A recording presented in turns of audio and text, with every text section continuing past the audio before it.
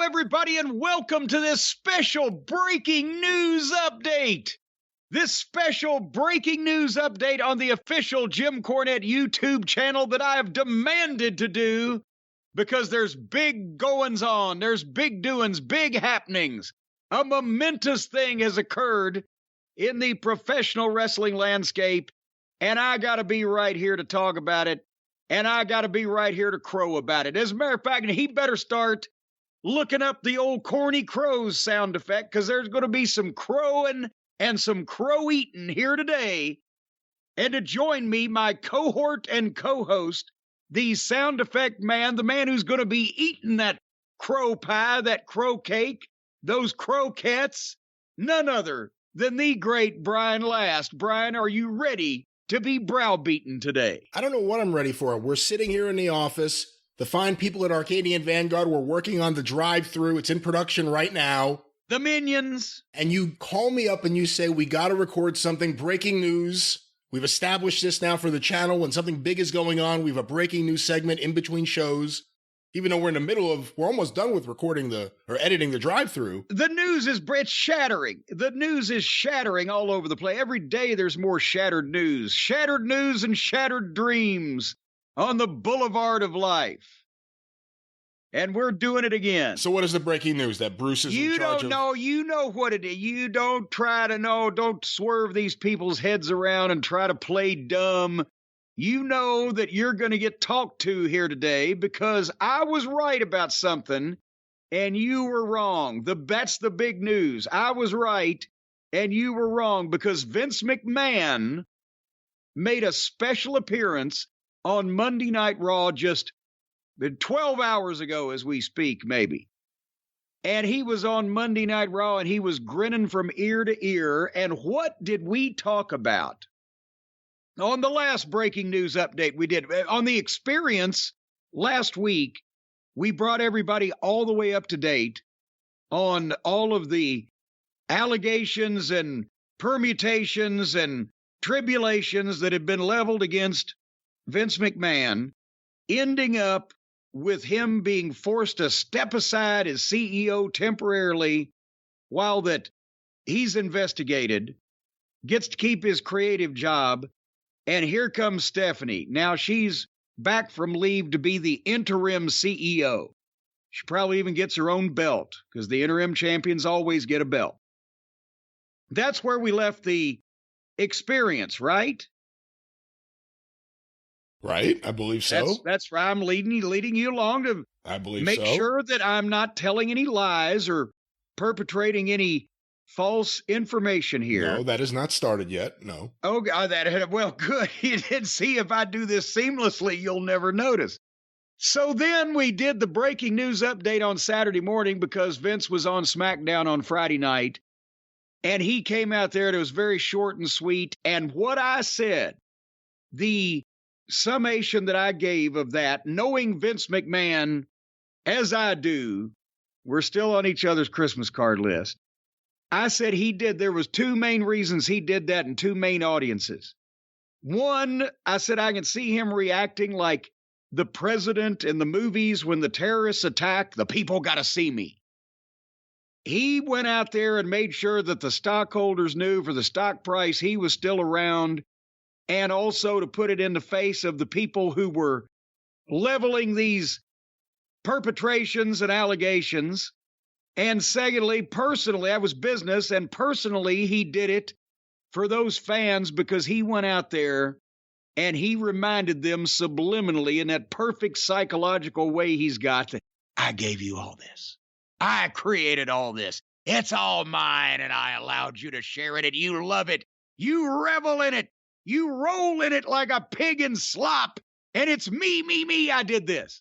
And they sang his song, and they applauded him, and they talked about his balls of steel or balls of grapefruits or jackhammer penis, whatever the fuck he used to have, the ball size. He got over with the fans. He told the stockholders, don't panic. I'm still running this. I'm fucking this dog. Nobody's even holding its head but me. And he rubbed it in everybody's face, right? That's what I thought. And I was almost wrong, Brian. I was almost wrong. You know how I was almost wrong? Because I almost let you lead me down the primrose path when you gave what was actually a well-reasoned and articulately laid out case that you thought that he was also with a tear in his eye and a show of emotion in his face as he stepped out of that ring. You said he was also saying goodbye to the WWE universe. He may never be on TV again, and I almost went for that. I almost bid on it. You did it so artfully. You ought to be the Artful Dodger. You worker, you. I was actually, even by the time it was over with, I was well, maybe he did. Even though I know that Vince McMahon would rather have both of his testicles cut off and fed to a pelican on Long Island before he would give up the WWE, and he would claw and kick and scratch to stay on that television program. You suckered me, Brian. You know, I can't believe it took you like a week to abuse this breaking news apparatus that we have here now for YouTube. Less than a week. Yeah. Let's abuse it. How? I'm bringing the This people. could have waited for the experience. This isn't news. This is you gloating. No, the news. This is you gloating. The news is how that my outlook was proven right and your outlook was proven oh so incorrect is because he showed up and did the same thing on Monday Night Raw. He said if he was saying goodbye, it was goodbye for the weekend. Hey, I'm going to the fucking Hamptons. I'll see you on Monday. He was gone for 3 days, Brian. That's not a long goodbye. He aged like 3 years in 3 days. Did you notice that? It's the difference in the lighting. It was like a cognitive test. All of a sudden, I want a 57, 134. I did it.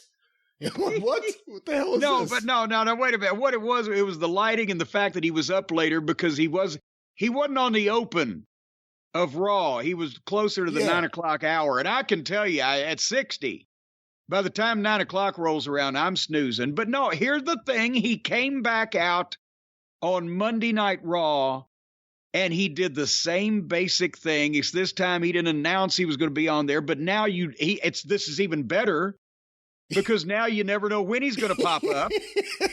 Really, I have to say that is now a genius thing. You know, yes. If he pops up on NXT tonight, that'll be the most genius move of all time because then you really don't know where he'll be. He's the wild card.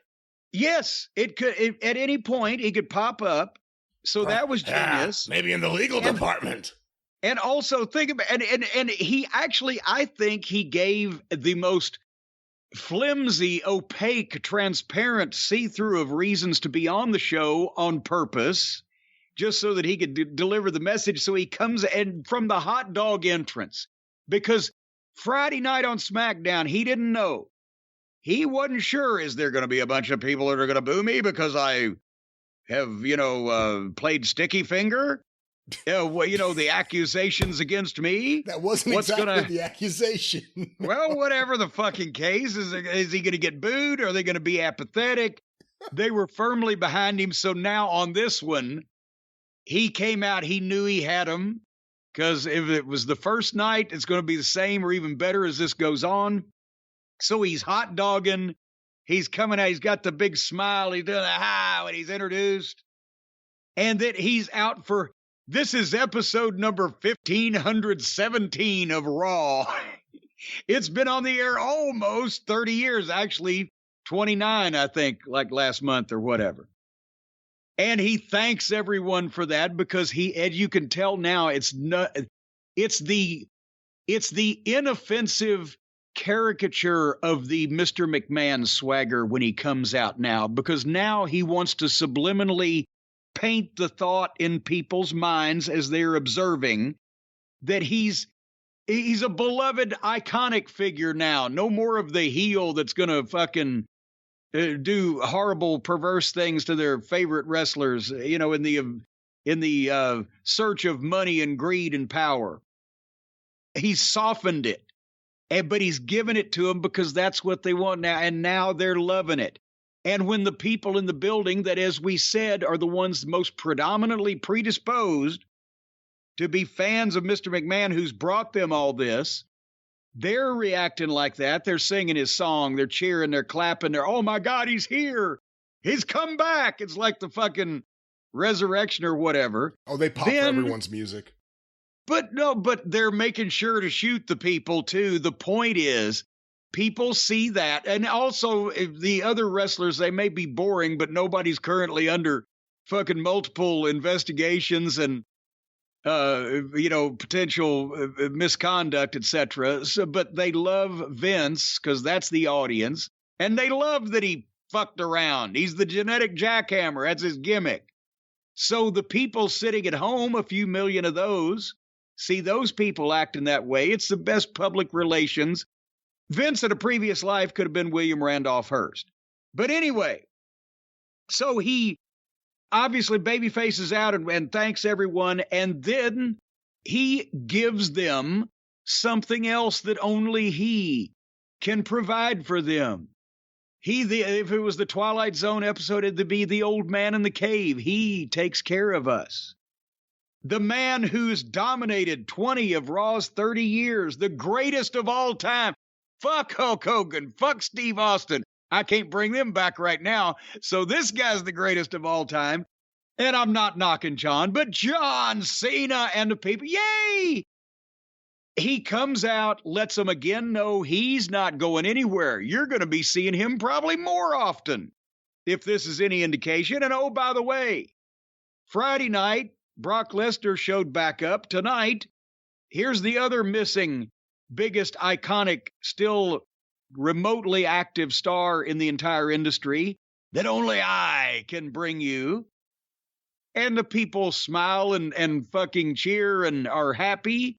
And then he tosses the mic with the big smile, steps out of the ring, gets his foot caught, almost trips, laughs about that. And I know he's hot.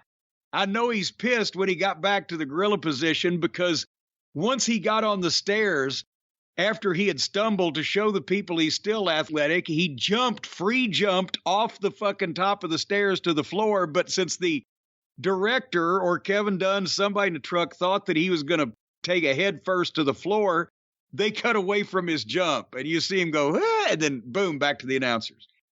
But that was, again, genius. He's rubbing it in everybody's face. And the point is, he's not rolling over and playing dead. He's not going gently into that good night. He's not going to take a midnight train to Georgia. I was right all along. Nobody's taking the WWE away from Vince McMahon without a tussle and a hustle. And you had him saying goodbye with a tear in his eye like Burl Ives at the end of a Christmas special in the 60s. Last night was night 2 of the goodbye tour for Vince McMahon. I thought I felt bad for the people working on Ric Flair biographies right now, because how do you end the book? But the Vince McMahon biographers, I truly, truly feel bad for. Think about the year he's had just this year alone. Whatever point the payment was actually made, the follow-up to, I'm going to give my mistress $3 million to leave, was, and then I'll wrestle Austin at WrestleMania. And then he went to WrestleMania and he wrestled Steve fucking Austin. And then all this happened. When he wrestled Austin, they knew all this was about to come out. See, that's the thing. The difference between... That is balls of steel, I have to say. Oh, yeah, man. He'll never go away. And the difference between me and Vince, besides the, $1 billion and the variety of other differences, I'm so happy to just go out in my yard with a pole saw and a limb lopper and just nobody know what the fuck I'm doing or where I'm at, and potentially, and sooner than later, that'll be a permanent thing in my retirement. Vince don't want to fucking go anywhere, and if his life is not a goddamn major motion picture 3 times a year, he's bored. He just needs ketchup, a paralegal, and the ability to fire Lou Albano, and he'll be fine. All right, but now here's the thing. Now we find out that and this is part of the other breaking news, Mr. Laurinaitis doesn't have the balls of steel or the ability to call his own shots, and he ain't been seen hiding her hair of at the WWE television events that he's normally at since all this broke. So we were right there that Mr. Laurinaitis may be taking that midnight train to Georgia. Whoo, whoo, he's leaving. But they have not, the new interim CEO, Stephanie McMahon, did not go on a worldwide search for the perfect interim talent relations guy. It just has suddenly become the person who currently occupies the job as, I believe the title is executive producer of both Raw and SmackDown, Bruce Pritchard. Bruce, 4 years ago, Bruce wasn't even working there. And then Bruce comes back to be the executive producer of one show. And then Vince gets mad at Bischoff and sends him back to fucking Montana or North Dakota, wherever the fuck he's at. And Bruce becomes the executive producer of both shows. And now Bruce is also the interim vice president of talent relations. And I believe, as I told Joe Koff one time, he can pop the corn too, Vince, but you might ought to prioritize at some point. But here's the thing, it's going to be the last stand. Bruce Pritchard and Vince McMahon will be the last two employees in the WWE. I went to the roof of Titan Tower a couple of times. They've got a nice little roof garden out there. They used to have a little barbecue every so often. I didn't see a bell tower. But if things go sideways and a lot of people start demanding for Vince McMahon to leave the premises and never return, expect to find Vince McMahon and Bruce Pritchard in the roof garden and or bell tower, if they can build one in time, on top of 1241 East Main Street. And here one more thing, Brian, let me give you this to chew on for a second. We have been led to believe in the past that Stephanie McMahon, the new boss, she's the big cheese, the head honcho. Interim cheese. The big head interim cheese, the interim honcho, the interim HBIC. We've been led to believe she wasn't the biggest fan of Bruce Pritchard's in the past. Seems like if she was running things, she'd have told her dad, we need to bring somebody new in. Could it be that she is only a figurehead, merely a symbol of who's in real charge of the WWE? What do you think? Chew on that one for a while there, pal. I believe it was Stephanie who fired Bruce last time he was there. Whatever the story was, he took out a gun and he showed it to the writers or whatever. It was a crazy, inappropriate story that led to him being thrown out. And now he's there. This is absolutely the last stand. And it's Vince and the ultimate toadies, the ultimate lackeys. All the other ones, everyone who's ever been by his side is gone. Jim Troy, Pat Patterson, George Scott. Howard Finkel. Poor Fink is gone. Fink would be there serving as the drawbridge over the alligator-infested moat for Vince, but he's not able to do that. Remember when, at the end, Saddam Hussein, he would have, the one tall guard next to him with the mustache, and then the one next to him that, kind of looked like Saddam Hussein? That's Bruce and Johnny Ace walking the halls with Vince. It's ridiculous. And but Stephanie, how much power does Stephanie actually have if Vince was stripped of CEO and chairman? However, he retains all creative power. So basically, he could do everything except whatever his CEO and chairman duties were. Those are run by Stephanie. And the first decision they made was to put Bruce Pritchard in charge of, on an interim basis, talent relations. You know who should have been put in charge of talent relations? Jeff Jarrett. You know what? That is so brilliant that I'm not surprised they didn't do it. Because if anybody ever found out that Jeff would probably do a much better job than anybody else currently in that building, then all those other people currently in that building would never have that job. And they can't have that. But yes, he would be, because he kept that band of merry misfits and TNA oftentimes under control. And this is a whole lot more polite generation. So that would have been something that maybe gave the talent some kind of hope that it won't be the same old bullshit. It might be somebody else's bullshit, but at least it'll be one of the boys' bullshit instead of the same old bullshit from people who have never done what we're doing. Well, and Ace, he did it, but he didn't do it well. Does Johnny Ace return when everything happened in the 90s? And boy, I wish there was a Donahue right now. But when everything happened in the 90s, of course, everyone says now, and I'm not saying that it isn't the case, but at the time they weren't saying it, everyone says now Pat Patterson was innocent. He was lumped in with Terry Garvin and Mel Phillips, who were both, I think I could say it, they were both pedophiles. One with an obsession with feet. I thought you were going with guilty as hell, but, go ahead. Guilty as hell, but Pat Patterson unfairly, because he was gay, was lumped in with them, even by people he was formerly friends with, like Billy Graham. Yeah. Vince stuck with Pat Patterson to the point where the leave of absence apparently was a sham leave of absence. Pat was still doing whatever Pat wanted to do in WWE at the time, 92. Do you think Vince has the same sort of attitude towards a Johnny Ace? That, you got to play this out, but you'll come back. Just sit tight. I think he does. That would be his first inclination. I don't know whether now, with the difference between now and Pat's situation 30 years ago, is Vince could really do anything he wanted to do, and nobody could even question it because it wasn't publicly traded. There wasn't outside investigations. Nobody from outside was allowed to investigate the company unless somebody's being charged with a crime. So, Pat could go away publicly for a while, but still be in close contact and piddle around behind the scenes until the heat blew over that other people had caused that he didn't have anything to do with.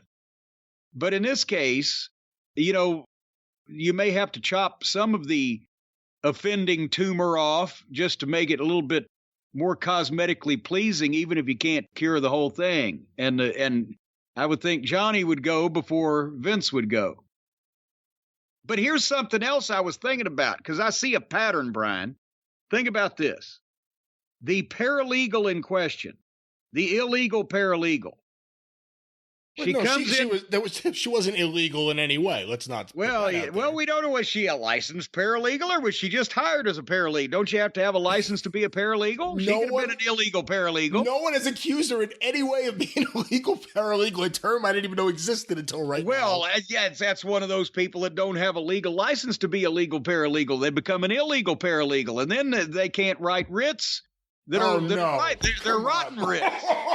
They're rotten writs that these people write, because I'll tell you, if you get a legal paralegal and you've read the writs that they've written, you'll know they're really well-written writs. But the rotten writs that the illegal paralegals write, well, they're just not right.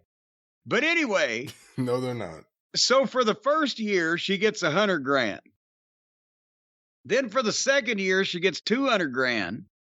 And then for the third year, she gets to go away and go home with $3 million. She gets more responsibility and more money, and then finally she gets to go away. By the way, are they hiring? Well, I just mentioned that Bruce Pritchard in 2018, he wasn't even working there. So he comes 2019 to 2020. He's the executive producer of one of the programs. 2020 to 21, he's the executive producer of both the programs. 2021 to 2022, he's now the executive producer of both programs and the head of talent relations. Is his next step, is he getting $3 million to go home? 3 years, $3.3 million altogether. That's who the illegal paralegal got, or what Bruce got? She wasn't an illegal paralegal, and that has not been in any way claimed except by you here miraculously for some reason here today. I'm saying the position. I wasn't going to say the position. What position was the amount of money for 2 years? Well, I guess I'm counting the third year as being the year she got the payoff. I don't know what I'm saying. I don't know what you're saying. This is breaking news. What kind of news do you have on the position she was in? Was it a particular payoff depending on the position at the time that she was in? What about reverse cowgirl? Did you see Vince in the ring? Did you see Vince trying to lift his arms up? Yeah, I have an opinion. I have a feeling there's only one or two positions that were possible. Well, it looks like some of his flexibility has left the building. Marilyn Monroe used to live in a cottage. Someone tweeted us a fucking picture of Bobby Eaton. I think it's Bash 91 on the scaffold, and Vince is falling off. That was his jump from But Marilyn Monroe used to live in a cottage on the estate of Joe Skink, the big movie mogul.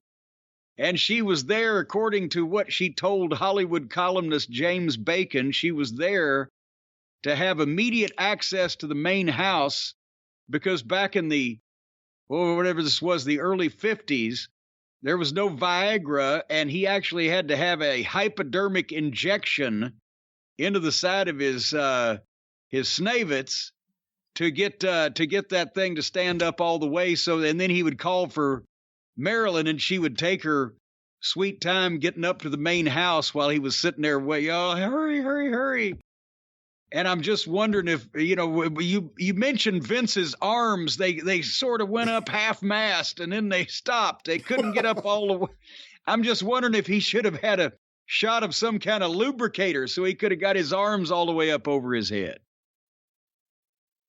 Maybe so. But the illegal paralegal. You say Vince is like the Tin Man now? Needs oil? Well, is a Tin Man or Joe Skink, either one. It just depends on what you're looking for in your Hollywood analogies and similes. In some ways, maybe more of a Harry B. Cohn. Or it's certainly hairy in some respects, but potentially not. But anyway, so nevertheless, I'll tell you what. I heard that paralegal's been in more laps than a napkin. So you got. Stop it! There's no reason to defame the anonymous person who did nothing wrong. Who did nothing wrong? Nothing. Absolutely nothing wrong. Possibly immoral with married men, one of whom's wife is suffering from brain cancer. Possibly distasteful, since one of the alleged men was 35 years older than she was, and certainly and not in a very well preserved state, at least cosmetically, but nothing legally wrong that she's been accused of or has been able to be proven. I'm sure Vince is looking, or Jerry McDivitt's looking.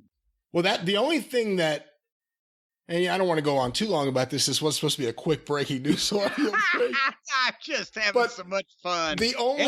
And again, I was right. Go ahead. The only thing is, again, this story got out because a best friend anonymously got in touch with the board of directors to say this happened, which in and of itself violates the NDA, because how would she know? I assume it's a she.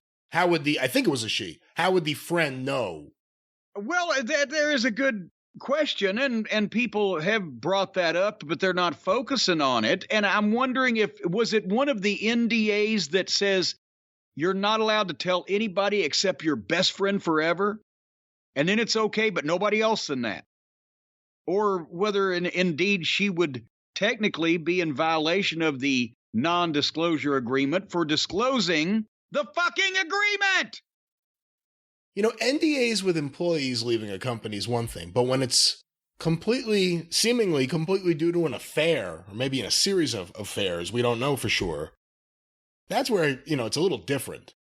And we haven't seen, a few years ago with Me Too, with Harvey Weinstein and all these things, a lot of these NDAs actually You and Weinstein? You never told me you even met him. I didn't realize that. You and Weinstein and Swifty. Let's not talk about New York right now. But we saw a lot of NDAs get ripped up. A lot of courts not enforce the NDAs. A lot of NDAs kind of be shamed into going away and people being released from their NDAs, which I don't think will ever happen with Vince McMahon or Jerry McDivitt. The other interesting thing, I guess, is Jerry McDivitt Vince's personal attorney now? And I think they've got kind of a Trump-Giuliani fucking relationship going on. I think he's so much more competent than Rudy Giuliani that's completely unfair. Well, I didn't mean to compare either one of them to that. That's the relationship. No matter what kind of business is going on, the monkey business goes straight to Rudy. Wasn't he getting ready to retire? Vince's monkey business is going to go straight to Jerry McDivitt. No, he's not allowed to retire until Vince does. I read some interview where he's like getting ready to retire. And can you imagine the phone rings and it's Vince again? It's like, oh, what now? I need to pay her to go away. Who, Linda? No. The paralegal. Jerry, this will only take 3 or 4 years of your time. Johnny Ace fucked it all up. But now you have claimed, he signed the wrong one-legged paralegal.